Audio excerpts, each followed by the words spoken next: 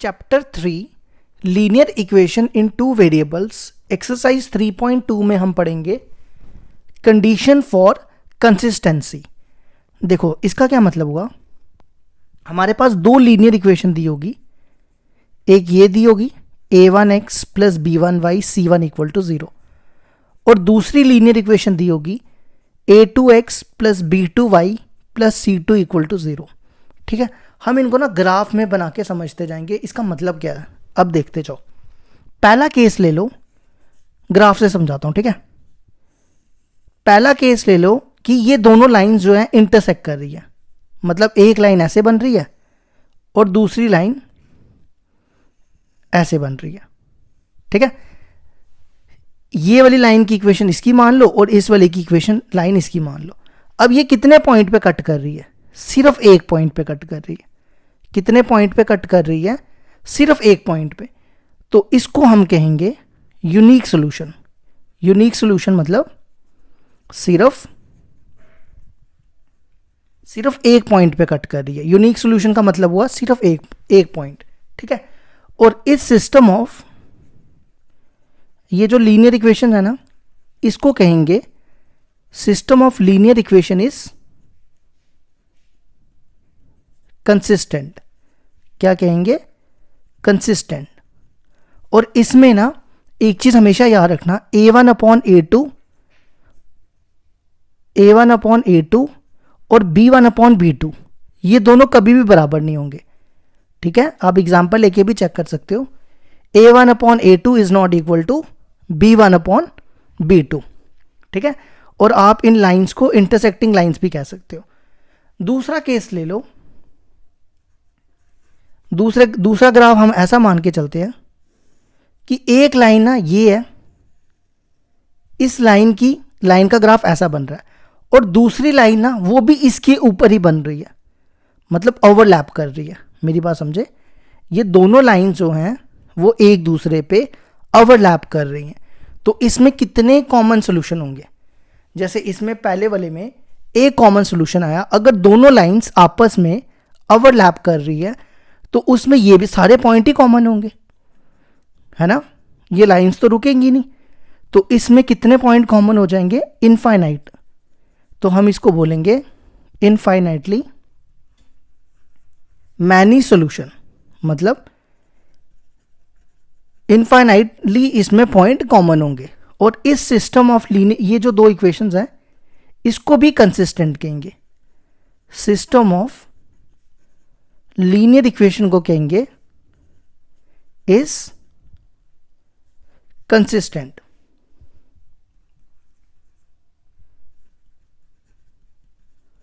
ठीक है, और आप इन दोनों लाइंस को कौन सी लाइंस कह सकते हो? Coincident line. कोइंसिडेंट लाइंस मतलब एक दूसरे पे कोइंसिडेंट कर रही है। जैसे मैंने यहां पे लिखा कि a1 upon a2 is not equal to b1 upon b2 होगा इस केस के लिए। तो इस केस के लिए क्या होगा? अगर हमारे पास दो लीनियर इक्वेशन इस फॉर्म में है,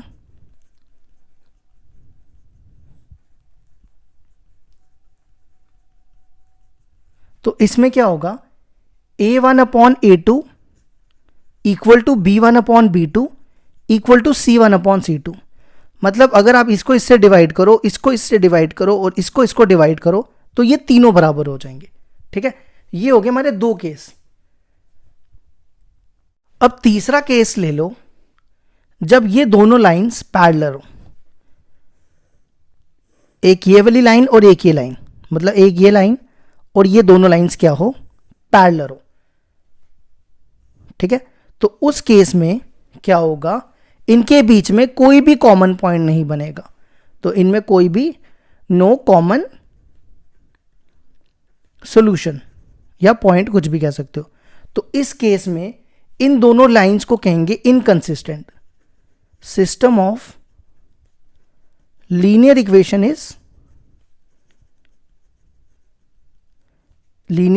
इज इनकंसिस्टेंट।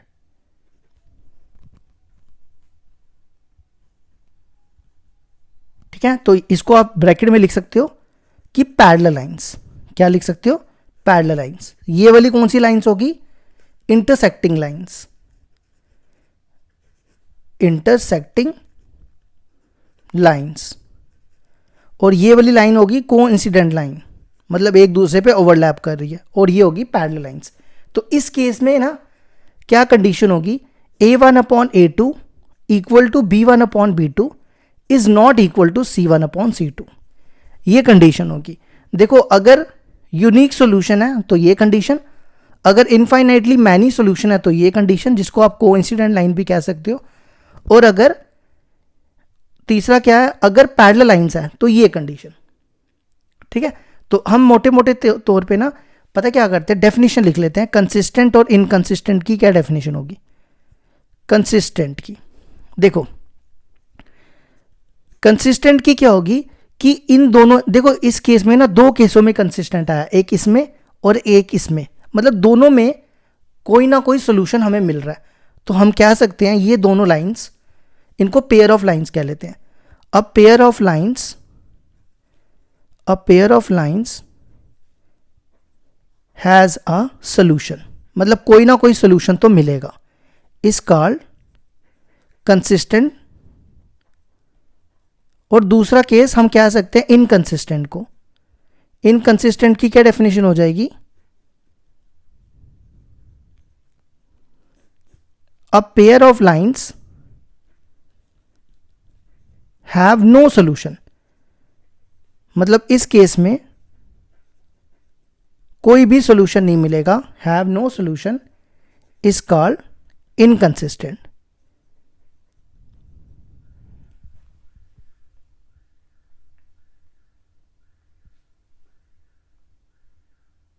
अभी तक हमने जो पढ़ा अब हम उसकी समरी बना लेते हैं। देखो दो लीनियर इक्वेशन थी, पहला केस मैंने ये लिया था कि ये दोनों लाइंस जब इंटरसेक्ट करेगी, ठीक है, तो इस सिस्टम, इन दोनों लीनियर इक्वेशन को हम क्या कहेंगे, कंसिस्टेंट कहेंगे। और इसके कितने सॉल्यूशन होंगे, यूनिक सॉल्यूशन, मतलब ये सिर्फ एक ही पॉइंट पे कट करेगी विद यूनिक सॉल्यूशन। और इस केस में क्या बताया मैंने आपको, A1/A2 is not equal to B1/B2, एक केस हमारा ये हो गया।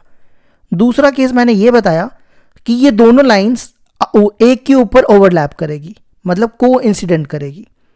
ठीक है, तो ये सॉल्यूशन भी कंसिस्टेंट होगा और इसके इनफाइनाइटली मैनी सॉल्यूशन होंगे विद इनफाइनाइटली मैनी सॉल्यूशन। ठीक है, इस केस में क्या होगा, A1/A2 equal to B1/B2 equal to C1/C2, और इन इसको आप ब्रैकेट में लिख लो, कोइंसिडेंट लाइन भी कह सकते हो। ठीक है, तीसरा केस था कि सिस्टम जो होगा वो इनकंसिस्टेंट होगा। क्या होगा, इनकंसिस्टेंट, मतलब उसमें कोई भी सोल्यूशन नहीं आएगा, जो x और y की वैल्यू होगी वो कोई भी नहीं आएगी। Inconsistent with no solution, inconsistent with no solution. ठीक है, ब्रैकेट में लिख सकते हो, ये लाइंस कौन सी होगी, पैरेलल लाइंस होगी। मैं यहां अच्छे से लिख देता हूं, कौन सी होगी, पैरेलल लाइंस, मतलब ऐसे होंगी, इस फॉर्म में होंगी। तो इसमें केस क्या बनता है, A1/A2 equal to B1/B2 is not equal to C1/C2। तो आप इसको ये भी लिख सकते हो, इंटरसेक्टिंग लाइंस, ये आपस में इंटरसेक्ट कर रही है ना, इंटरसेक्टिंग लाइंस। ठीक है, इसको बोलेंगे कोइंसिडेंट लाइंस और इसको बोलेंगे पैरेलल लाइंस। तो ये तीनों केस आपने याद रखने हैं, और इसी तीनों केस पे हम एक्सरसाइज 3.2 स्टार्ट करेंगे।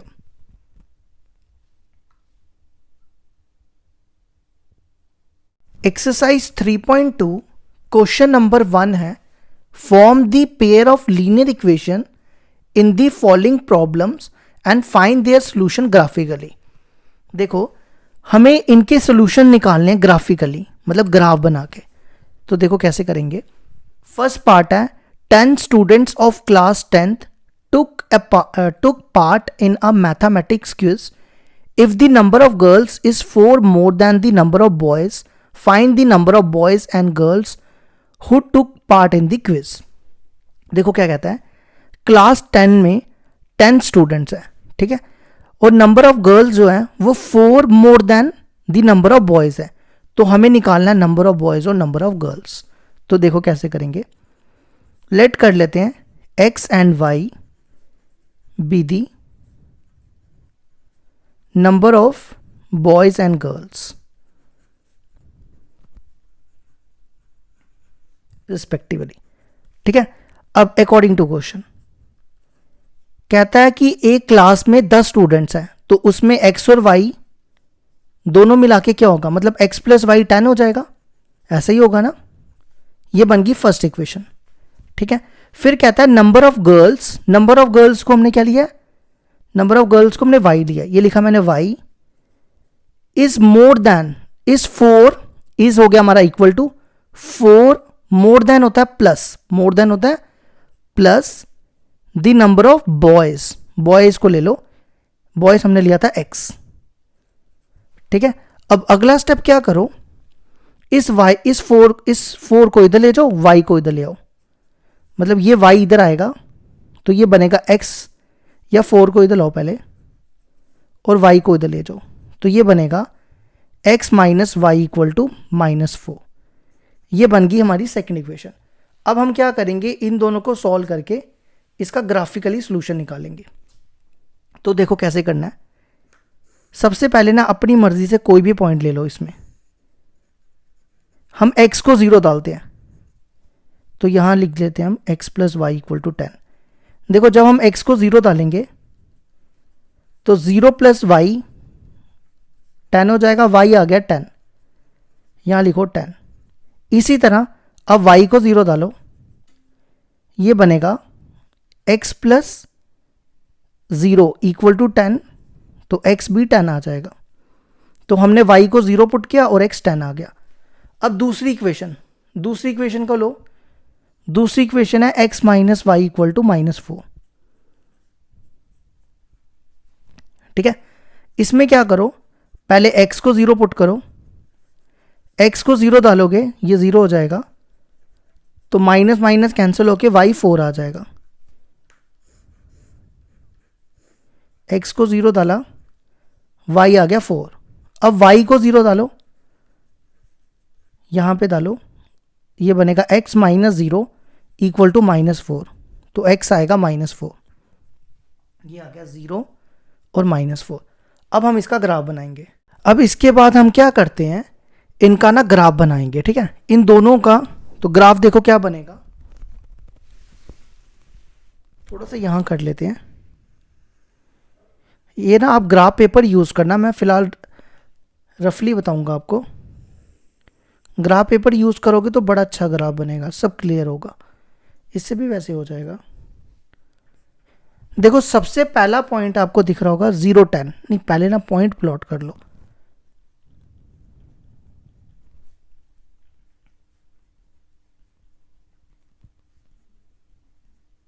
इसी तरह यहां भी कर लो,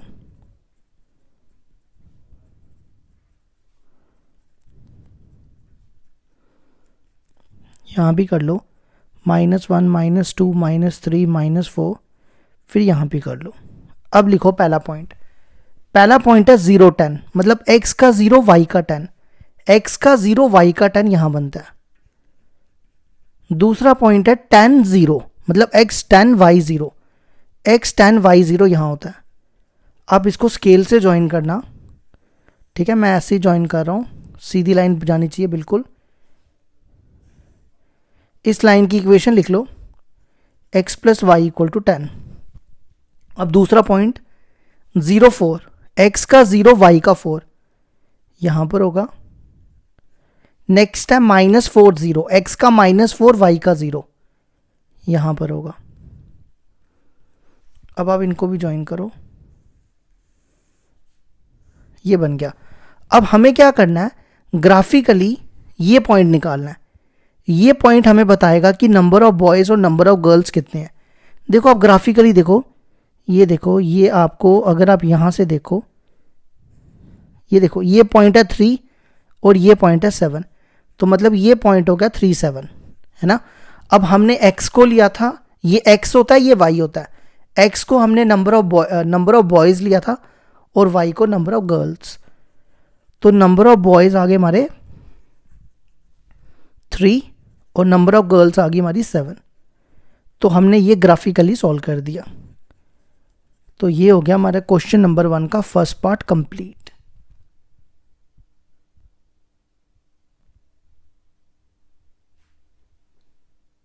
क्वेश्चन नंबर 1 का सेकंड पार्ट है हमारे पास।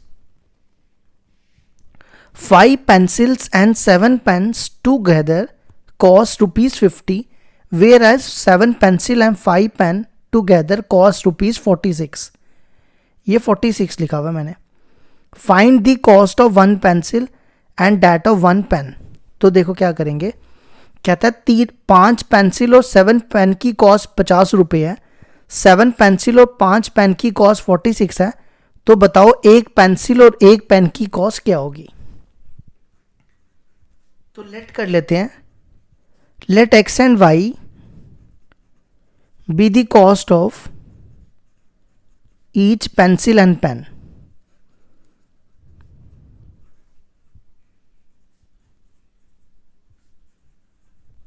अब फर्स्ट इक्वेशन देखो क्या बनेगी, according to question first equation बनेगी 5x। अगर एक पेंसिल की कीमत x है तो 5 की कितनी होगी 5x। इसी तरह अगर एक पेन की प्राइस y है तो 7 की हो जाएगी 7y equal to 50।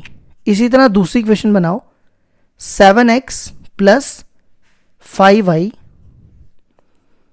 Equal to 46। ये बन गई 2 इक्वेशन है। अब हमें क्या करना है, ग्राफिकली इनका सोल्यूशन निकालना है। तो सबसे पहले क्या करेंगे,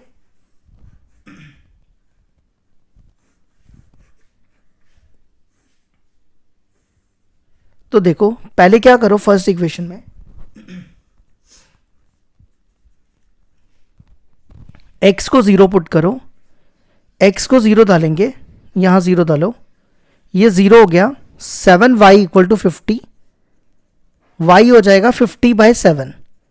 50/7 होता है, एक सेकेंड, अगर हम इसको 7 से डिवाइड करेंगे तो ये आएगा 7.1। आप चेक कर सकते हो। तो ये x ये y, x को 0 डाला, y आया 7.1। अब y को 0 डालो, 0 डालोगे यहां पे 5x प्लस 0 इक्वल टू 50। तो x हो जाएगा 50/5, वो हो गया 10। तो ये हो जाएगा 0 और 10। y को 0 डाला था, x 10 आया। इसी तरह दूसरी इक्वेशन है,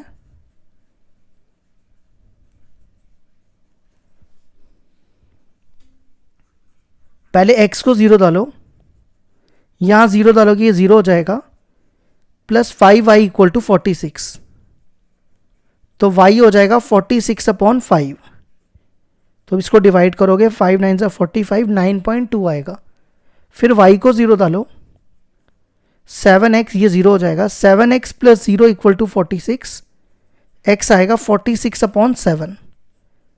तो ये बनेगा 7 6 42, फिर पीछे बचेंगे 40, तो 6.5 आएगा।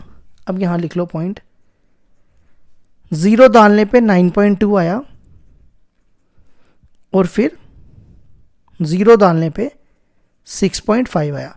अब हम इसका ग्राफ बना लेते हैं। इसका ग्राफ ना हम यहाँ साइड में बनाएंगे, यहाँ पे बना लेते हैं। अब देखो इसका ग्राफ बनाने जा रहे हैं।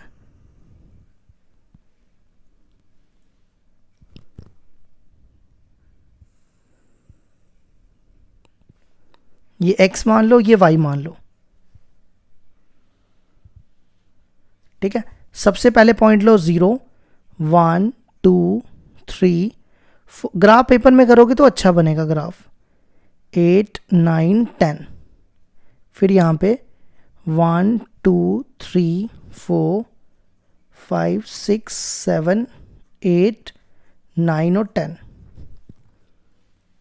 फिर यहाँ पे ले लो -1 -2 -1 -2, कुछ भी ले सकते हो, आगे भी जा सकते हो।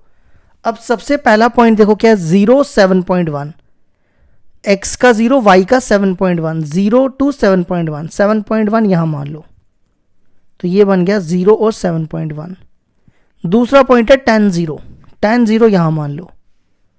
अब आप इनको ना स्केल से ज्वाइन करना, मैं इसको फिलहाल ऐसे ज्वाइन करूँगा। इसकी इक्वेशन लिख लो यहाँ पे। इसकी फर्स्ट वाली इक्वेशन थी 5x + 7y = 50। अब दूसरा पॉइंट है 0, 9.2। 0 और 9.2 यहां होगा, थोड़ा सा ऊपर मारना। और यहां पे देखो क्या है 6.50, 6.5 बीच में होगा। अब आप इनको ज्वाइन करो, ये थोड़ा सा यहां मारना, ठीक है। ये बन गया। अब हमें क्या करना है, इनके बीच का सोल्यूशन निकालना है। ये पॉइंट जो होगा हमें पेन और पेंसिल बताएगा कितने निकलेंगे। ये देखो यहां से देखो, ये 3 और 5 के बीच में आ रहा है, देखो है ना। तो ये पॉइंट हो जाएगा 3, 5। तो हमारे नंबर ऑफ पेंसिल्स कितनी होगी, पेंसिल को हमने x माना था, ये x होता है, ये y होता है। तो x हो गया हमारा 3 और ये y नंबर ऑफ पेन। तो ये हो गया हमारा क्वेश्चन नंबर 1 कंप्लीट।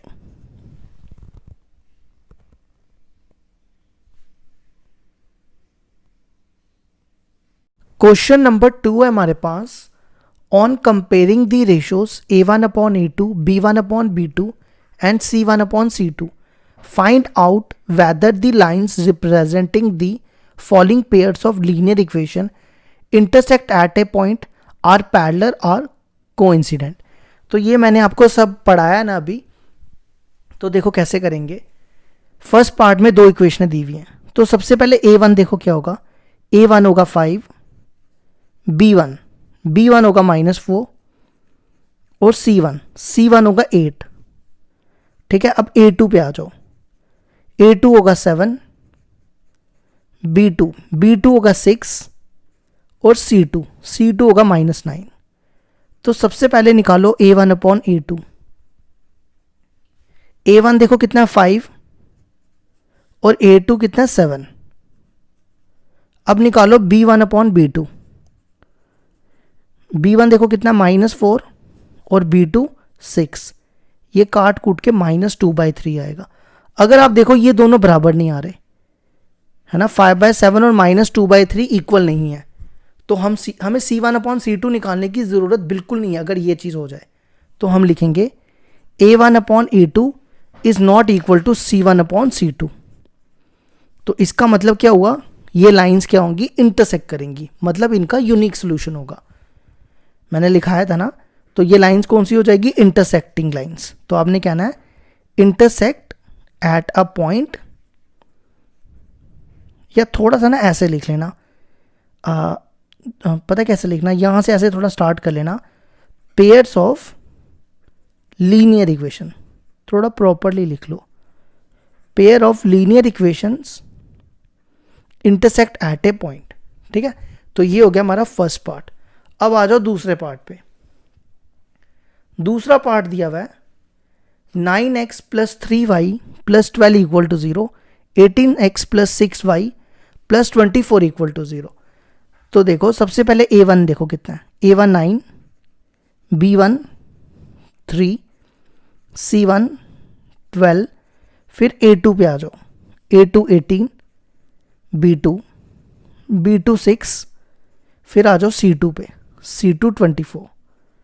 अब सबसे पहले A1/A2 निकालो। A1 देखो कितना 9, A2 कितना 18, 9/18 1/2। अब B1/B2, B1 3, B2 6, ये भी 1/2 हो जाएगा। देखो दोनों बराबर आ रहे हैं अभी तक। फिर C1/C2 भी निकालना है। C1 है 12 और C2 है 24, तो ये भी कट जाएगा। देखो तीनों बराबर आ गए। तो हम लिखेंगे A1/A2 equal to B1/B2 equal to C1/C2। अगर ऐसा हो जाता था तो हम इसमें क्या कहते थे, कौन से सोल्यूशन होते हैं ये, इनफाइनाइटली मैनी सोल्यूशन, जिसको आप क्या कहते हो, ये दोनों लाइंस, इसमें मैंने आपको बताया था ना, ये दोनों लाइंस एक दूसरे पे ओवरलैप करेंगी, तो इसको कहते हैं कोइंसिडेंट। तो pairs of linear equations, pairs of linear equations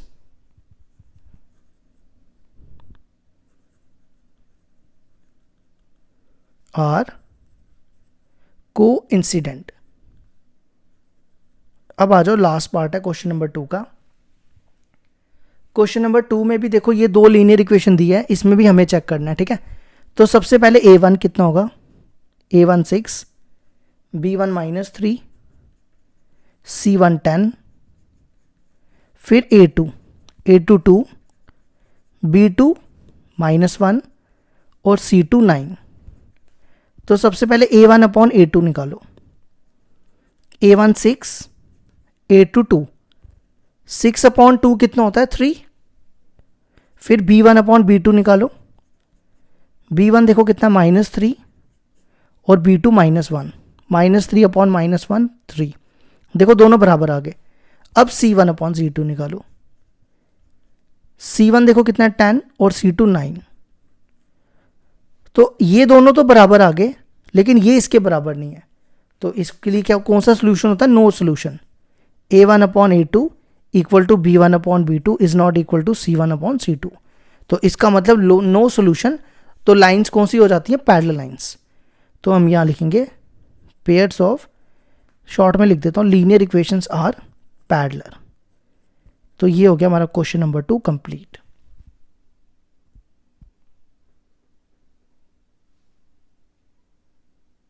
question number 3 है हमारे पास, on comparing the ratios a1 upon a2, b1 upon b2 and c1 upon c2 find out whether the following pairs of linear equation are consistent और inconsistent. तो देखो हमारे पास दो इक्वेशनें दी हुई है, हमें देखना है कि ये कंसिस्टेंट आती है या इनकंसिस्टेंट आती है। तो देखो कैसे करेंगे, पहले a1 लिखो, a1 3, b1 2। इसको ना ज़रूरी नहीं है इस साइड लाने की ज़रूरत है, इसको आप c1 भी ले सकते हो, कोई फ़र्क नहीं पड़ेगा, ठीक है। इसी तरह a2 2, b2 -3, नहीं तो अगर आप इस साइड लाओगे तो भी चलेगा, गलत नहीं होगा।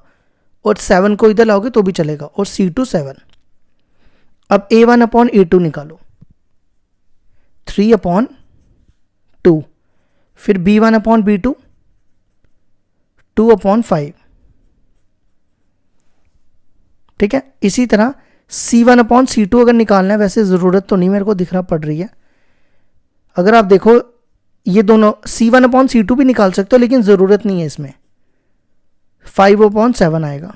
देखो अगर ये दोनों इक्वल नहीं हो तो इसमें क्या होता है, a1 upon a2 is not equal to b1 upon b2। तो इसको क्या कहते हैं, यूनिक सोल्यूशन। क्या कहते हैं, यूनिक सोल्यूशन। तो यूनिक सोल्यूशन क्या होता है, कंसिस्टेंट होता है। ये मैंने आपको पढ़ाया स्टार्टिंग में, सिस्टम इज कंसिस्टेंट, ठीक है। आपने याद रखना इसके लिए क्या होगा, ये यूनिक सोल्यूशन होगा। अब आ जाओ सेकंड पार्ट पे। सेकंड पार्ट में भी दो इक्वेशनें दी हुई है हमारे पास। तो a1 होगा 2, b1 होगा -3, c1 8, फिर a2 4, b2 -6 और c2 9, ठीक है। यहां लिख लेना यूनिक सोल्यूशन। यूनिक सोल्यूशन को आप कहते हैं कंसिस्टेंट, ठीक है। अब a1 अपॉन a2 निकालो, वो आएगा 2 अपॉन -3, वो हो जाएगा -2/3। अब b1 अपॉन b2 निकालो, नहीं मैंने गलत कर दिया यार, a2 4 था, यहाँ ठीक करना दोबारा, ये बनेगा 2/4 1/2 होगा। b1 है -3 और b2 है -6, तो ये भी 1/2 हो जाएगा। और c1 अपॉन c2 होगा 8/9। अगर आप देखो a1 अपॉन a2 और b1 अपॉन b2 बराबर है, लेकिन c1 अपॉन c2 इक्वल नहीं है, तो हम इसको कौन सा क्या कहते थे, ये होता था हमारा पैरेलल। इक्वेशंस क्या हो जाती थी, पैरेलल। तो जब पैरेलल होती है तो उस सिस्टम को कहते हैं सिस्टम इज इनकंसिस्टेंट। आपने एंड में लिख देना है इसको ब्रैकेट में रख के, सिस्टम इज इनकंसिस्टेंट। अब इसके बाद थर्ड पार्ट देखो। थर्ड पार्ट में ना सबसे पहले इस इक्वेशन का एलसीएम लो, 6 आ जाएगा इधर, ये इधर, ये बनेगा हमारा 9x और ये बनेगा 10y इक्वल टू 7। तो ये ये इधर आ जाएगा 9x plus 10y equal to 42। ठीक है, अब आ जाओ a1 कितना देखो, पहले ये इक्वेशन है a1 9, b1 10, c1 42, a2 भी 9, b2 देखो कितना -10 और c2 14। अब a1 अपॉन a2 निकालो, a1 है 9, a2 है 9, 9 अपॉन 9 1 आ जाएगा। अब b1 अपॉन b2 निकालो, b2 देखो कितना 10 और ये है -10, तो ये आ जाएगा -1। आप देखो ये दोनों बराबर ही नहीं है, तो ये 1 है ये -1 है, तो c1 अपॉन c2 का तो निकालने का फ़ायदा नहीं कोई, तो हम सीधा लिखेंगे a1 upon a2 is not equal to b1 upon b2। तो ये कौन सा सोल्यूशन हो गया, यूनिक सोल्यूशन। तो यूनिक सोल्यूशन को क्या कहते हैं, सिस्टम इज कंसिस्टेंट। ये हो गया हमारा थर्ड पार्ट भी कंप्लीट।